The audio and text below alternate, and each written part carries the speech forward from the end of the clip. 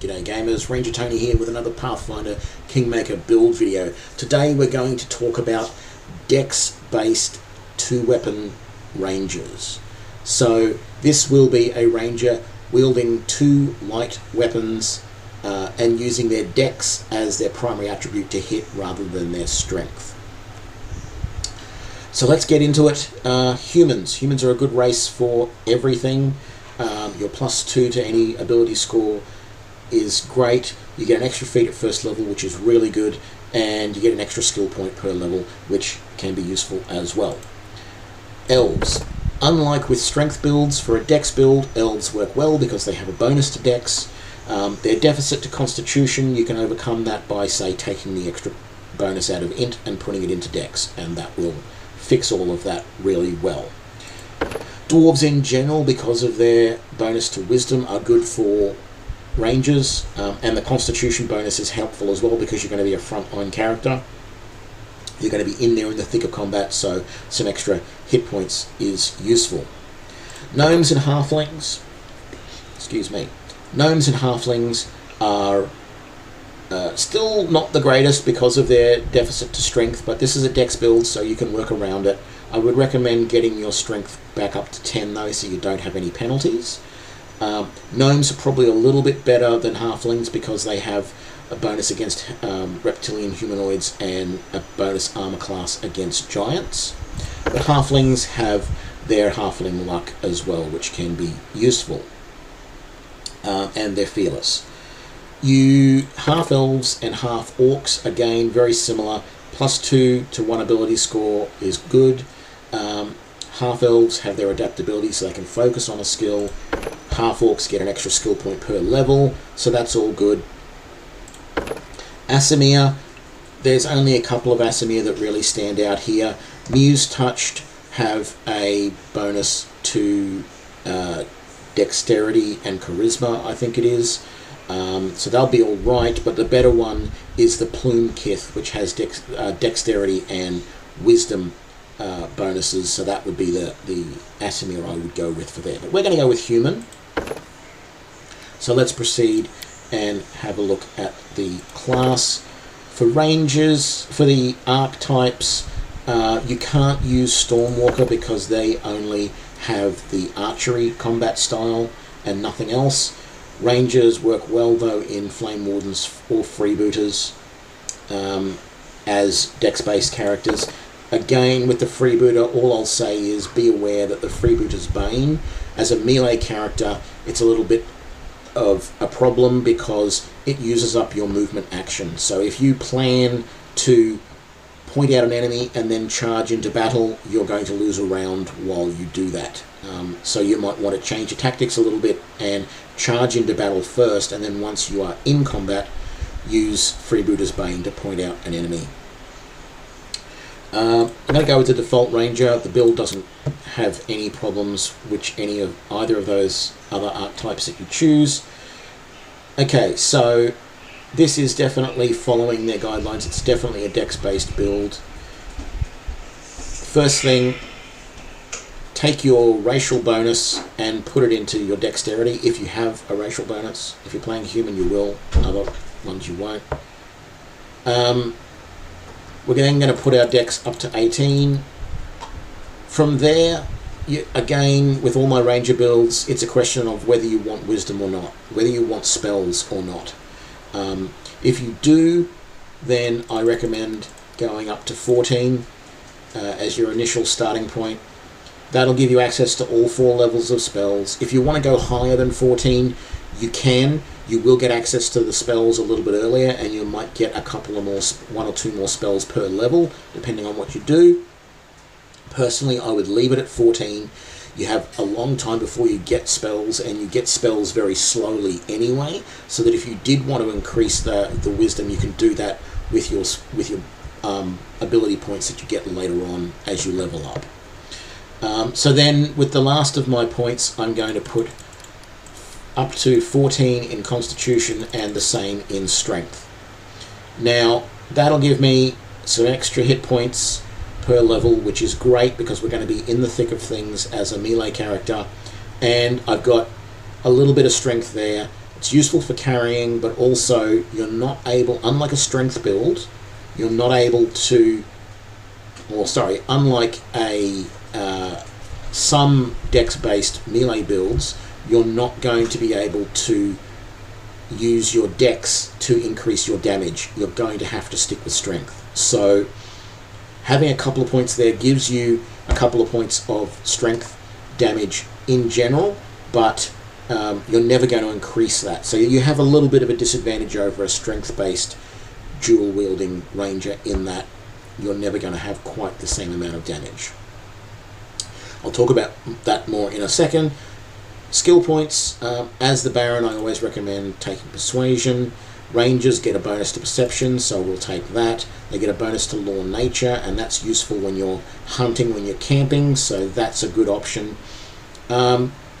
Knowledge World and Knowledge Arcana can be good options, but in this case I'm thinking that Mobility is good in combat, so we'll take that. And Athletics is useful as well, and we've got a bit of Strength, so we'll take those as well.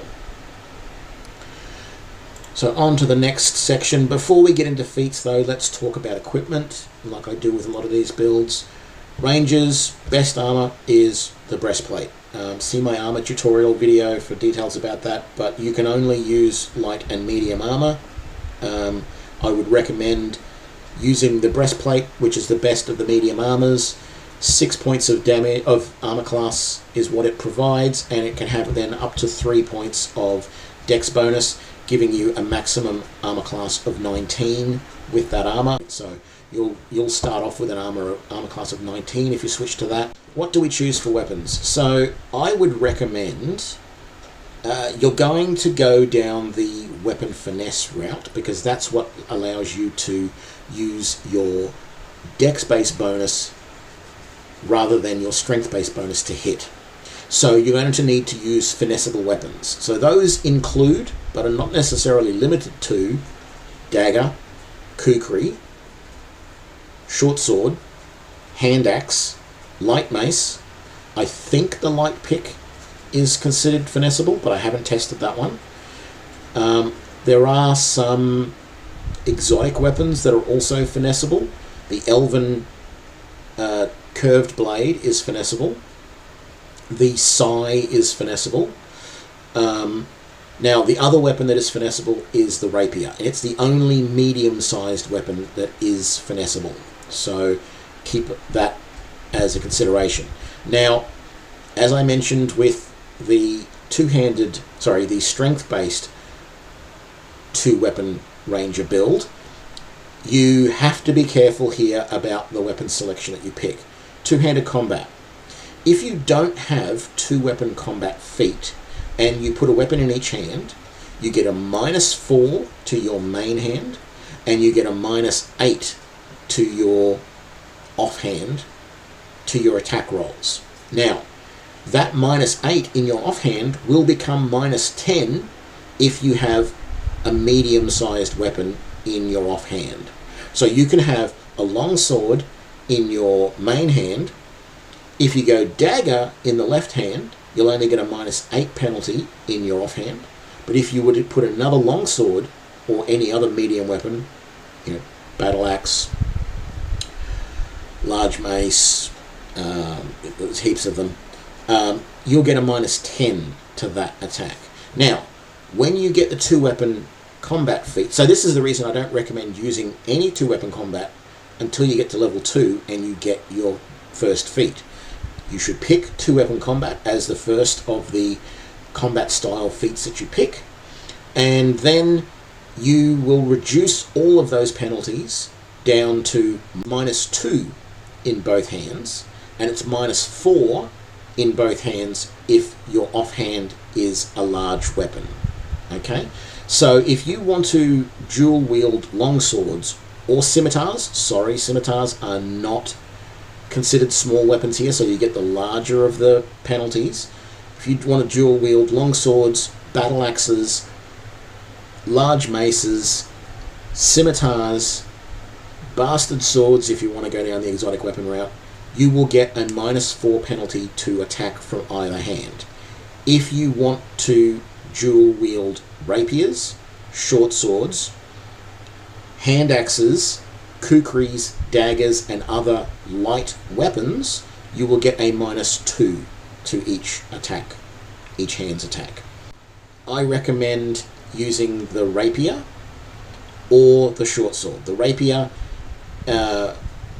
is the only medium-sized weapon, or maybe they don't consider it medium anymore, but it used to be considered a medium weapon. It's the only medium-sized weapon that is able to be used with a -2 penalty. So it's a piercing weapon in each hand, pierce, you're great.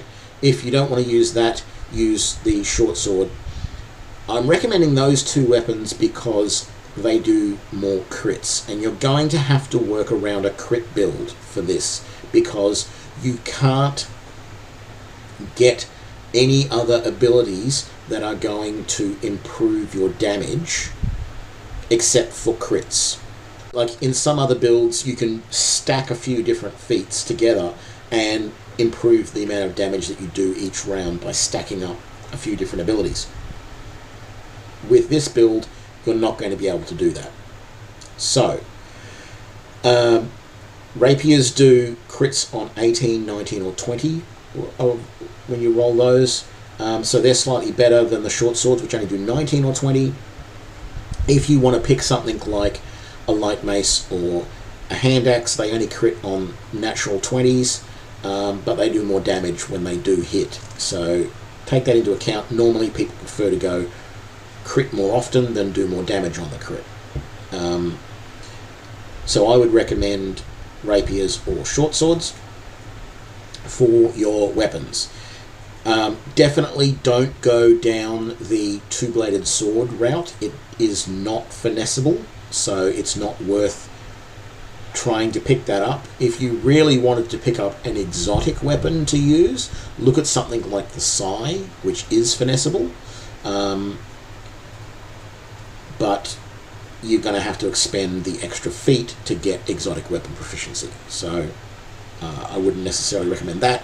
And finally, you're better off using the same weapon in each hand. So if you're going to dual wield 2 daggers or 2 short swords or 2 rapiers, because if you go rapier and dagger, you might think, oh, this looks more natural, I'll use rapier and dagger. But then you've got to get weapon focus in both of them.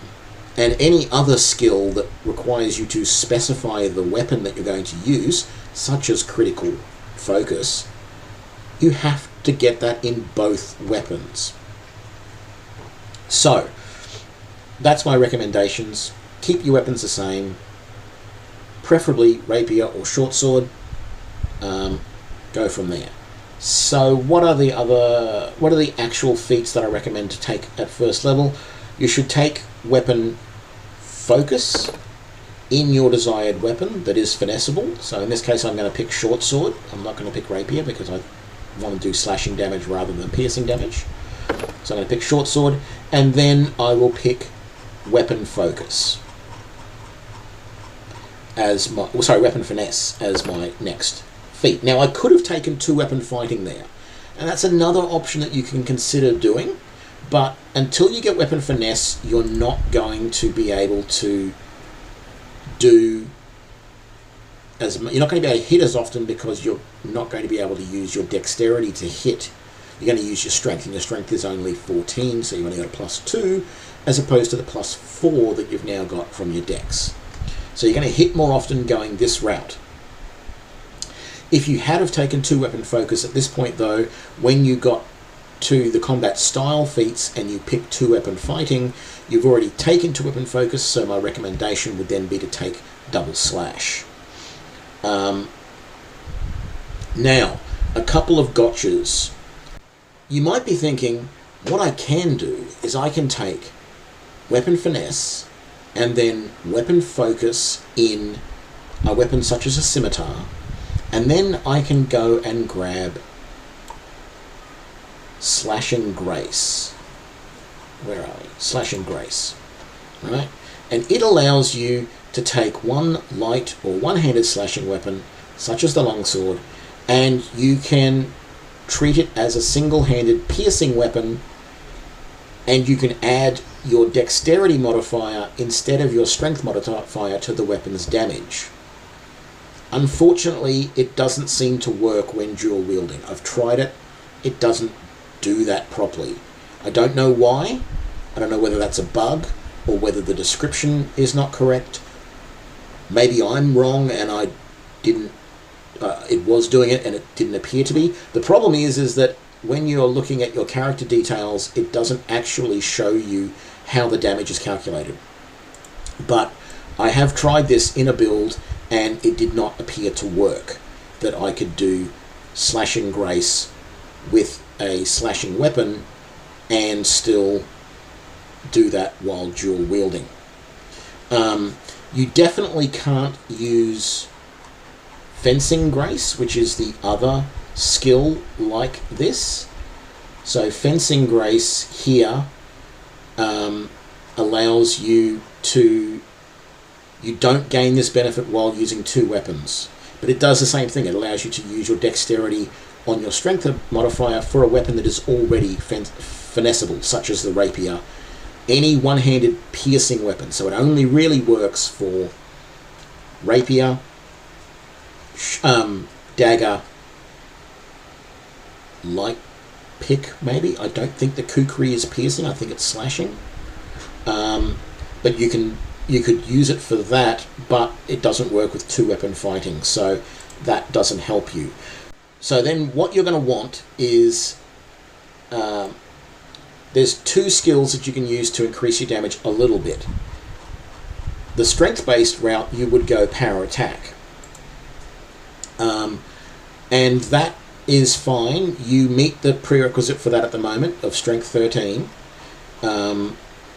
So you could use power attack, but if you are attacking with an offhand weapon, the bonus you get from power attack is halved. So at first level, it'll only be a +1, not a +2 to damage. And you'll get a +1 every time you get another 4 base attack bonus points. So you're basically halving the bonus that you get from that. The other skill that you can use is Piranha Strike. Now, Piranha Strike is basically a similar thing, but it's designed to be used with any light weapon or anything that can be finessed. It does exactly what power attack does. It gives you a -1 penalty on your attack rolls, a +2 bonus on your melee rolls, but you halve that bonus if you're using an offhand weapon. I would recommend getting Piranha Strike as soon as you can, because that will help you. You could, if you wanted to, rather than starting off taking weapon focus in a weapon like short sword, you could instead, as your first skill, take weapon finesse and then pick Piranha Strike as my second feat.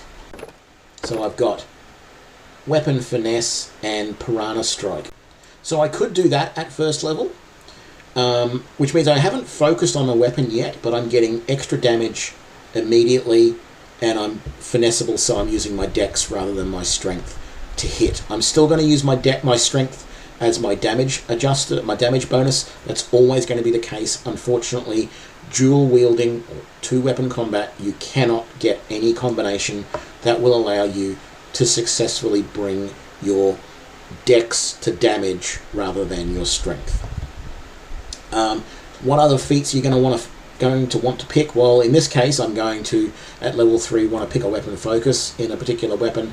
I'm then going to want to start aiming for critical, but those probably aren't going to be available until about level 9.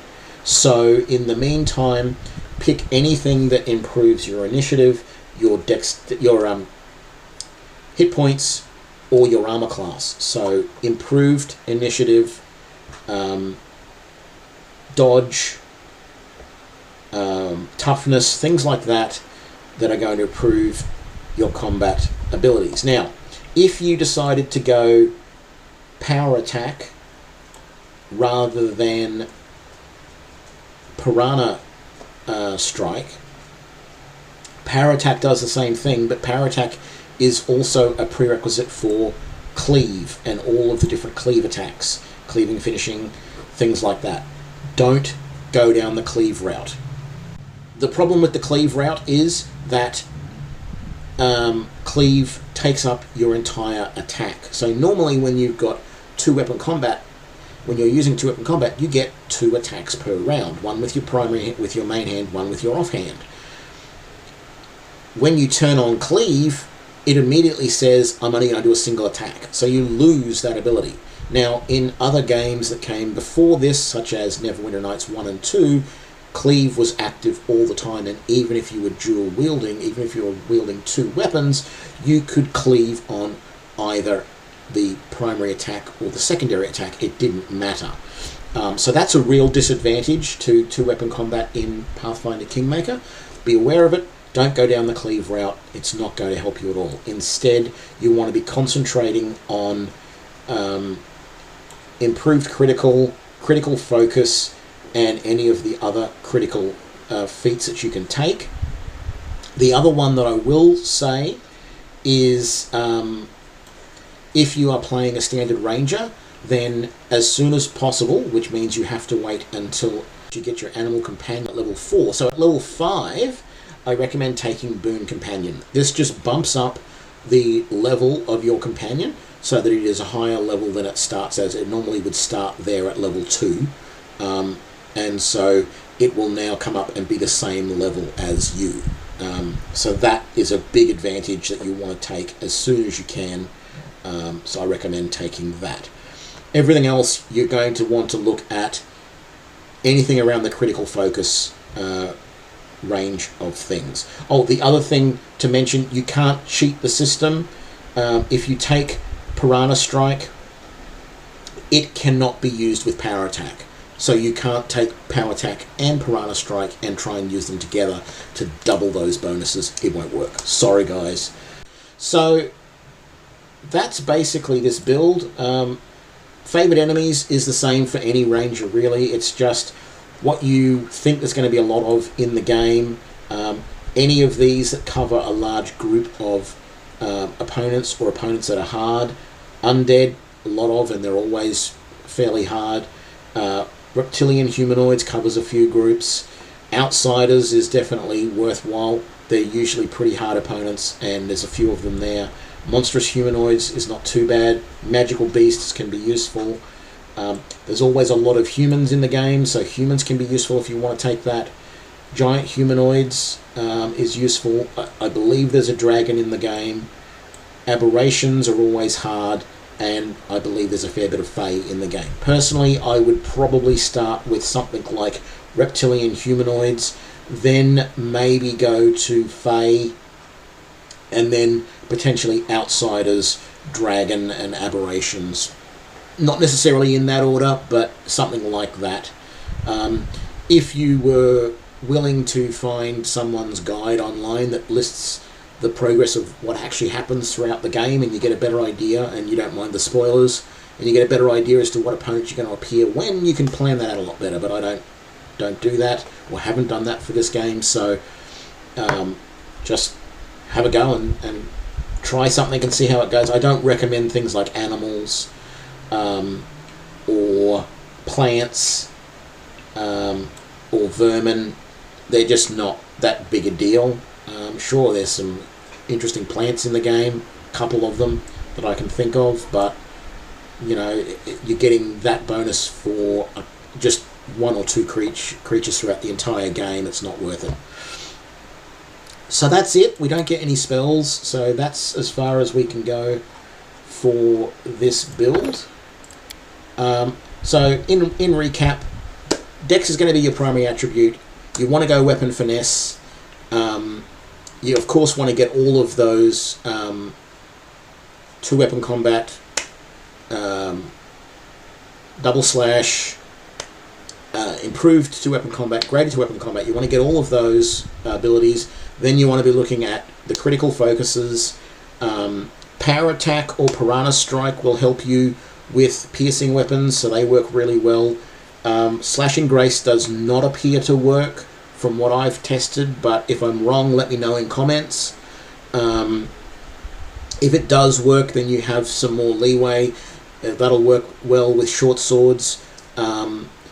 Slashing Grace does definitely not work with things like hand axes, even though technically they are a slashing weapon. It doesn't work with them. It also doesn't work with battle axes, so any sort of axe type weapon doesn't work with it. So if you're going rapier, use Piranha Strike. If you're going short sword, because it's a slashing weapon, go power attack, because Piranha Strike won't work for short sword. So look at those options. And yeah, have fun with the build. This is the fighter build the ranger fighting build that I like more often than not, but I don't say that I find it as successful as a strength based build. If you've got any builds that you've done like this that work, let us know in comments. If you like this video, please like and share, and I will see you for the next video soon. Thanks. Keep playing games, guys. Bye.